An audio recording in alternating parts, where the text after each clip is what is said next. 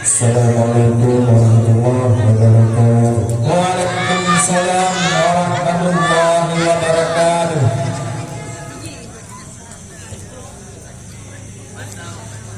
Ketika rakyat melawan penjajah, dalam sejarah Indonesia merdeka, Aceh bertahan tak pernah kalah, bersusah payah demi Nusantara.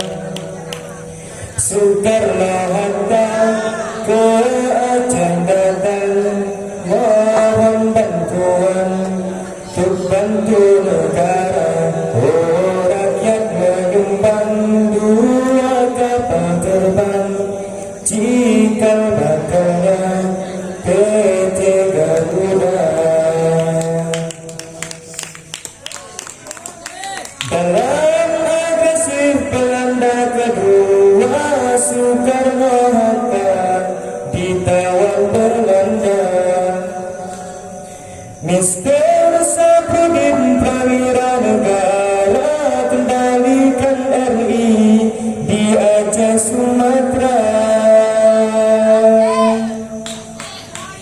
Tamat Soeharto pegang pimpinan, alun berkembang ke mancanegara.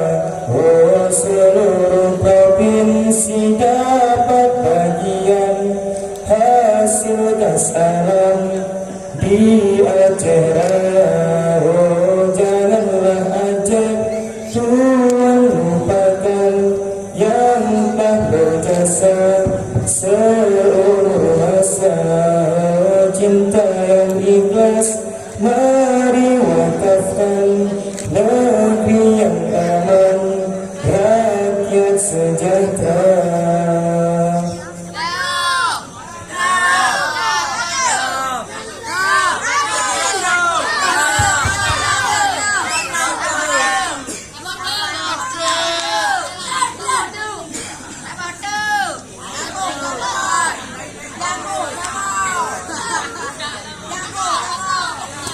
Tak terbayang rintihan tangismu,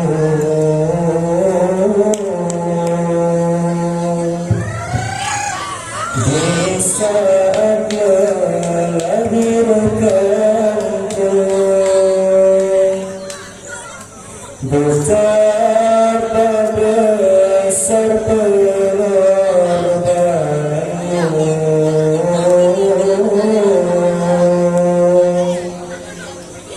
kasih sayangmu padaku. Oh ibu, belayanmu aku rindu. Oh ibu.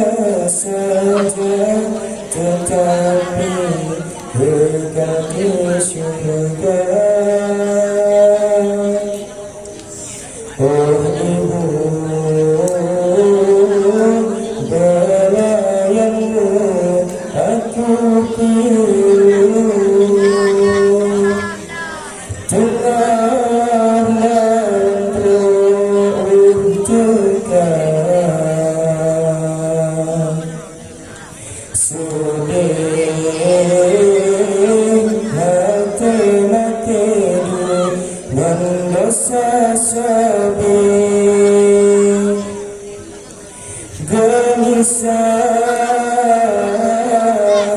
dengan susah Allah takkan jemurun hatinya sedih harapi masih dun sampai ulun gereja malam tua Tuhan sang donganya merugan teringat tubuh yang berulang tanah jamegatan wahai mata cahaya tubuh hanatan robamu sola wahai lidah as-satuba akan jiwa zikir gata tubuh harta mandung tinggal hanya ramai yang terlebar hanya tuh di dalam jalan kemalan surga.